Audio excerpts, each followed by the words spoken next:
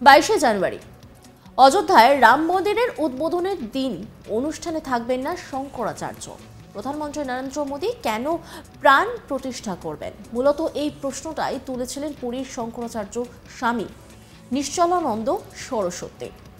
তার সাব প্রশ্ন ছিল, মন্দির নির্মাণের কাজ শেষ হওয়ার আগেই কেন উদ্বোধনের তাড়াহুড়ো?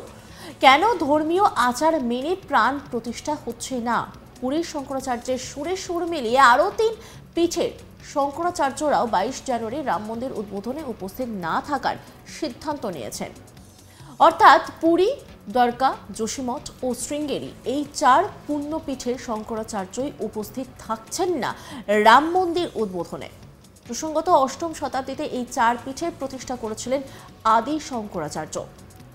পুরীর শঙ্করাচার্য বলেছিলেন, নরেন্দ্র মোদী মন্দির উদ্বোধন করবেন, বিগ্রহ স্পর্শ করবেন, তাহলে সেখানে গিয়ে আমি কি করব? শুধু হাততালি দেব? একই সুর বাকি শঙ্করাচার্যেরও। পুরীর পর যোশীমঠে শঙ্করাচার্য সাংবাদিক বৈঠক করে সরব হন। তিনি বলেন, শঙ্করাচার্যদের দায়িত্ব হলো হিন্দু ধর্মের নিয়ম অনুসরণ করা হচ্ছে কিনা তা খতিয়ে দেখা। এবার হয়তো আমাদের মোদী বিরোধী বলবে, তবে আমরা কারো বিরোধী নই। পুরীর শঙ্করাচার্য অযোধ্যায় রাম মন্দিরের উদ্বোধনে না যাওয়া নিয়ে কি বলছেন, চলুন শুনে নিই। नहीं, मैं तो नहीं जाऊंगा। अयोध्या तो जाता रहता हूँ, जाता रहूंगा, लेकिन उस कार्यक्रम में मैं सम्मिलित नहीं होऊंगा। सम्मिलित होने का कोई कारण? ये कारण कुछ नहीं, हमारे पास निमंत्रण आया था कि एक व्यक्ति साथ ला सकते। इसी को लेकर के क्या है? इसी को लेकर है, मैं कोई नाराज नहीं होता। मेरी अपनी नीति है, मेरा अपना सिद्धांत। उस कार्यक्रम में मैं जाके क्या करूँगा? कार्यक्रम जो है वो भारत के प्रधानमंत्री जी गर्भगृह में होंगे, मूर्ति का स्पर्श करेंगे, प्रतिष्ठित करेंगे। इसको राजनीतिक रूप दिया ही गया है। मर्यादा पुरुषोत्तम भगवान राम की प्रतिष्ठा होगी तो शास्त्र सम्मत विधा से होनी चाहिए, यह है। তিনি বলছেন, আমি অযোধ্যার অনুষ্ঠানে যাব না। অযোধ্যায় তো এমনিতেই যাই, কিন্তু ওই অনুষ্ঠানে যাব না। আমার কাছে আমন্ত্রণ পত্র পাঠানো হয়েছে, বলেছে একজনকে নিয়ে যেতে পারি। আমার নৈতিক সিদ্ধান্ত যে যাব না। প্রধানমন্ত্রী উদ্বোধন করবেন। পুরোপুরি রাজনৈতিক রূপ দেওয়া হয়েছে অনুষ্ঠানের। এ বিষয়ে এবার মুখ খুললেন রাজ্যের মন্ত্রী তাপস রয়। বিষয়টি নিয়ে তাকে জিজ্ঞাসা করা হলে তিনি জানান, বিজেপি ধর্মকে ব্যবহার করে এরা ধার্মিক না ধর্মপ্রাণ না। হিন্দু ধর্মের কথা বললেও তার ধার পাশে দিয়ে হাঁটে না। হিন্দু ধর্মের শেষ কথা ভারতবর্ষের বুকে শঙ্করাচার্যরা বলেন। সুতরাং তারাই যখন সিদ্ধান্ত নেয় যে যাবেন না, তারাই কিন্তু হিন্দু ধর্মের শেষ কথাটাই বলেন। হিন্দুরা শঙ্করাচার্যকেই অনুসরণ করে। সুতরাং এটা প্রমাণিত হয়, মানুষের ধর্মটাকে কাজে লাগালেও বিজেপিরা ধর্মপ্রাণ মানুষ নয়। এরা নির্বাচন এলেই এই সমস্ত কথা ও ধার্মিক হয়ে ওঠেন। তাপস রায় তিনি বলছেন, বিজেপি ধর্মকে ব্যবহার করে এরা ধার্মিক না, ধর্মপ্রাণও না। হিন্দু ধর্মের কথা বললেও তার ধার পাশে দিয়ে হাঁটে না। হিন্দু ধর্মের শেষ কথা ভারতবর্ষের বুকে শঙ্করাচার্যরা বলেন। সুতরাং তারাই যখন সিদ্ধান্ত নেন যে যাবেন না, তারাই কিন্তু হিন্দু ধর্মের শেষ কথাটাই বলেন।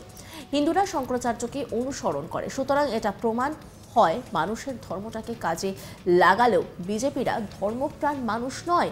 এরা নির্বাচন এলেই এই সমস্ত কথাও ধার্মিক হয়ে ওঠেন। তিনি কি বলছেন শোনাব আপনাদের। এই কথাটা তো এই যে এরা ধর্মকে ব্যবহার করে বিজেপি, এরা ধার্মিকও নয়, ধর্মপ্রাণও নয়, এবং সনাতন ধর্মের কথা বললেও, হিন্দু ধর্মের কথা বললেও তার ধারপাশ দিয়ে হাঁটে না। হিন্দু ধর্মের শেষ কথা ভারতবর্ষের বুকে শঙ্করাচার্যরা। সুতরাং তারা যখন সিদ্ধান্ত নেন যাবেন না, তারাই কিন্তু হিন্দু ধর্মের শেষ কথাটা বলেন বা জানেন। এবং হিন্দুরা সেই শঙ্করাচার্যদেরই অনুসরণ করেন, তাদের প্রবচনকেই মাথায় শিরোধার্য করেন। সুতরাং এর থেকেই প্রতিষ্ঠিত হয় যে মানুষের ধর্মের আবেগটাকে কাজে লাগালেও এরা ধর্মপ্রাণ মানুষ নয়। এরা রাজনৈতিক কারণে এবং নির্বাচন এলেই এই সমস্ত ধর্মের কথা হঠাৎ ধার্মিক হয়ে ওঠে। রাম মন্দির নিয়ে গোটা দেশে যেন হৈ হৈ রব। কি হবে উদ্বোধনের দিন, গোটা বিষয় প্রতিদিনই নতুন নতুন তথ্য উঠে আসছে। 22 জানুয়ারি ঐতিহাসিক সেই দিনের সাক্ষী থাকতে ইতিমধ্যেই তৈরি অনেকেই। প্রায় প্রতিদিনই নতুন নতুন ভাবে সেজে উঠছে রাম মন্দির। সেই উদ্দেশ্যে শুরু হয়েছে প্রস্তুতি পর্ব। সেজে উঠেছে রাম জন্মভূমি। উদ্বোধনী অনুষ্ঠানের আগে মন্দিরে বসানো হলো সোনার দরজা। জানা গেছে আগামী 3 দিনের মধ্যে মন্দিরের অন্দরমহলে আরও 13টি সোনার দরজা বসানো হবে। খবর উত্তরপ্রদেশের মুখ্যমন্ত্রীর দপ্তর সূত্রে। যে সোনার দরজাটি বসানো হয়েছে সেটি নাকি অসাধারণ কারুকার্য করা, অর্থাৎ এই কারুকার্যে রয়েছে অভিনবত্ব।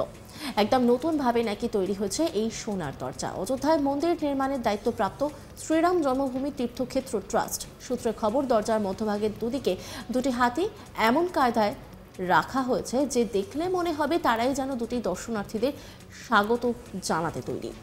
দরজার উপর দিকে তাকালে মনে হবে দুদিকে দুই ব্যক্তি হাত জোড় করে দাঁড়িয়ে রয়েছে। দরজার নিচের দিকে রয়েছে বর্গাকৃতি এলাকা, নানা ধরনের কারুকার্য যা চোখ ধাঁধিয়ে দেবে। 12 ফুট উঁচু এবং 8 ফুট চওড়া এই দরজাটি মন্দিরের গর্ভগৃহের উপর তলায় বসানো হয়েছে। রাম মন্দিরে মোট রয়েছে 44টি দরজা এবং 392টি স্তম্ভ।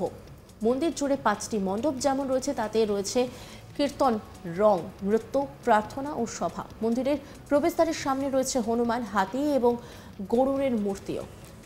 মন্দিরের স্তম্ভগুলি জুড়ে আঁকা রয়েছে নানা দেবদেবীর প্রতিমূর্তি। সূত্রের খবর, উত্তরপ্রদেশের মুখ্যমন্ত্রী যোগী আদিত্যনাথ 22 জানুয়ারি রাজ্য জুড়ে স্কুল এবং কলেজে ছুটি ঘোষণা করেছেন।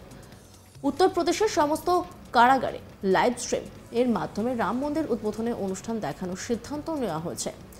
দেশে বিদেশের মোট 7,000 খ্যাতনামী ব্যক্তিত্বকে মন্দিরের তরফে উদ্বোধনী অনুষ্ঠানে আমন্ত্রণ জানানো হয়েছে। সেখানে রয়েছে একাধিক গুণী ব্যক্তিদের নাম। তবে এই গোটা বিষয় নিয়ে এখন মানুষের মধ্যে রয়েছে উন্মাদনা। তবে এই সোনার দরজা নিয়ে মানুষের মধ্যে কিন্তু রাম মন্দির দর্শন নিয়ে আরও একবার নতুন করে উন্মাদনা দেখা গেল। এখন অপেক্ষা 22শে জানুয়ারি পর্যন্ত।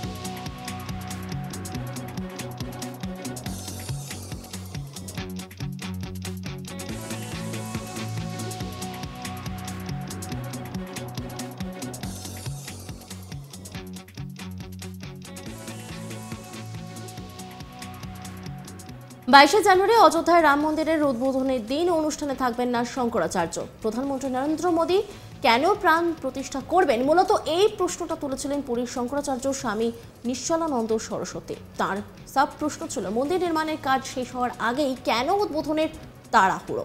এই প্রশ্ন করে তিনি আর যাবেন না, সেই উদ্বোধনে থাকবেন না বলে স্পষ্ট জানিয়ে দিয়েছেন।